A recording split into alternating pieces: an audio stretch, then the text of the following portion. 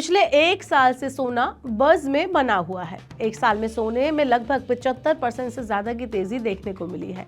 भारत में सोना सिर्फ एक ज्वेलरी नहीं है, बल्कि हर घर का एक तरह से बड़ा और सबसे भरोसेमंद एसेट भी है।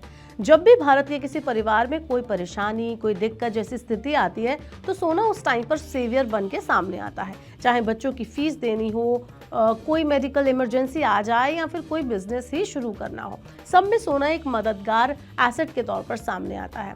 और इसके लिए हमारे देश में कई सारी एनबीएफसीज गोल्ड लोन भी देती हैं। शुरू से ही बैंकों के मुकाबले एनबीएफसीज का इस गोल्ड लोन के सेक्टर में दबदबा रहा है। लेकिन सोने में आई इस हालिया तेजी ने कहीं ना कहीं बैंकों को भी इसमें भाग लेने पर मजबूर कर दिया है, और बैंकों की भागीदारी कहीं ना कहीं गोल्ड लोन के मामले में बढ़ी है। आज के इस वीडियो में हम समझने की कोशिश करेंगे कि क्या इस शिफ्ट के मायने हैं कि जो बैंक है वो भी अब गोल्ड लोन के कारोबार में बहुत बढ़ चढ़कर सामने आए हैं, और आम लोन बोरोवर को क्या इससे कोई फायदा हो रहा है। चलिए इस पूरी वीडियो में ये बताने की कोशिश करते हैं। Hello and welcome to money 9। मैं हूं मीनू शर्मा। तो बात यह है कि सदियों से सोने को एक बड़ी संपत्ति के तौर पर हमारे घरों में देखा जाता है, ये सभी जानते हैं। इसे हमारे यहाँ पर स्त्रीधन कहा जाता है, क्योंकि किसी भी मुसीबत की घड़ी में लोग सोने पर लोन यानी गोल्ड लोन लेना सबसे सेफ ऑप्शन मानते हैं। भारत में गोल्ड लोन पर सालों तक नॉन बैंकिंग फाइनेंशियल कंपनीज यानी एनबीएफसीज का डोमिनेंस रहा है। मुथूट फाइनेंस, मनप्पुरम फाइनेंस, जिसका इन एनबीएफसीज में लगभग 60% से ज्यादा शेयर है, उन्हें गोल्ड लोन को काफी ऑर्गेनाइज और ट्रस्टवर्दी उन लोगों ने बना दिया है। रूरल और सेमी अर्बन जो इंडिया है उसमें भी इन एनबीएफसीज ने तगड़ी रीच बनाई है। लेकिन कहीं ना कहीं सोने में आई बड़ी रैली के बाद अब ये लैंडस्केप कहीं ना कहीं तेजी से बदल रहा है। बैंकों का पार्टिसिपेशन गोल्ड लोन के मामले में तेजी से बढ़ा है। अब बात करें अगर आंकड़ों की, तो आज भारत का गोल्ड लोन मार्केट एक टर्निंग पॉइंट पर खड़ा है, जहां बैंक्स और एनबीएफसीज का मार्केट शेयर लगभग बराबर हो चुका है। रिजर्व बैंक ऑफ इंडिया के जारी आंकड़ों के मुताबिक पहले एनबीएफसीज का इसमें मार्केट शेयर 70% हुआ करता था, उससे भी ज्यादा हुआ करता था। वहीं अब इसमें बैंक का शेयर बढ़कर 49 से 50% तक पहुंच चुका है। जहां 2020 में बैंक्स 2.5 लाख करोड़ का गोल्ड लोन देते थे, जो कि total gold loan market share का सिर्फ 25 से 26% के आसपास हुआ करता था, वो आज बढ़कर 2025 में लगभग 4 लाख करोड़ रुपए हो गया है। लेकिन आखिर इतनी भारी तेजी के पीछे क्या सिर्फ सोने में आई तेजी है, या फिर बैंक्स कुछ बड़ा प्लान कर रहे हैं? दरअसल बैंक्स काफी टाइम से इस मार्केट में अपना सिक्का चलाने की कोशिश कर रहे थे। सोने में आई रैली ने कहीं ना कहीं एक उत्प्रेरक की तरह काम किया है, क्योंकि गोल्ड लोन एक सिक्योर लोन है जिसमें क्रेडिट रिस्क रेलिवेटली लो होता है। साथ ही 2021 के बाद गोल्ड प्राइस में शार्प रैली, लगभग 60% की रैली देखने को मिली, जिसने कहीं ना कहीं गोल्ड लोन के पूरे डायनामिक्स को पूरी तरह से बदल कर रख दिया। एग्जाम्पल के तौर पर जो बोरोवर पहले 10 ग्राम गोल्ड पर 35-40 हजार रुपए का लोन ले पाता था, वही बोरोवर आज उसी गोल्ड पर 1 लाख रुपए से ज्यादा का लोन ले सकता है।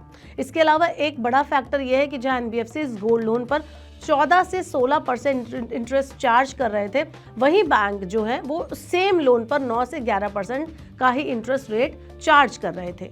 मान लीजिए कि किसी स्मॉल ट्रेडर को 6 महीने के लिए वर्किंग कैपिटल चाहिए, तो नेचुरली वो लोअर इंटरेस्ट वाला ऑप्शन ही चूज करेगा। और एक बात यह है कि इंटरेस्ट रेट के अलावा बैंक ने गोल्ड लोन को अग्रेसिवली पुश भी किया। जो ब्रांच लेवल टारगेट होते हैं जो दिए जाते हैं, वो डेडिकेटेड गोल्ड लोन डेस्क बनाए गए, जिसमें आज सिचुएशन ये हो गई है कि कई बैंक ने गोल्ड लोन लेना काफी आसान और काफी तेज बना दिया है। अब अगर बढ़ते सोने के दाम की बात करें, तो आज के टाइम में 24 कैरेट गोल्ड की कीमत 1.35 लाख रुपए पर 10 ग्राम के ऊपर चल रही है। और कहीं ना कहीं सोने में आ रही इस तगड़ी तेजी की बदौलत ये जो गोल्ड लोन है उनका मार्केट ऑर्गेनिकली ग्रो होता जा रहा है। आज के टाइम में भारत का टोटल गोल्ड लोन मार्केट बढ़कर लगभग 8.7 लाख करोड़ रुपए तक पहुंच चुका है। लेकिन क्या एनबीएफसीज इससे पीछे रह गई हैं? तो ऐसा नहीं है कि एनबीएफसीज पीछे रह गई हैं, क्योंकि एनबीएफसीज आज भी ग्राउंड लेवल पर बेहद स्ट्रांग है।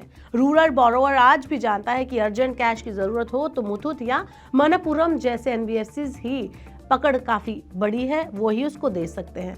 हालांकि एनबीएफसीज का शेयर जरूर घटा है। बैंक्स की अग्रेसिव प्राइसिंग की वजह से एनबीएफसीज के जो मार्जिन है वो कंप्रेस हुए हैं। जानकार मानते हैं कि एनबीएफसीज की कॉस्ट ऑफ बोरोइंग बैंकों के मुकाबले आमतौर पर ज्यादा है, यानी अब एनबीएफसीज के लिए कंपटीशन बढ़ गया है।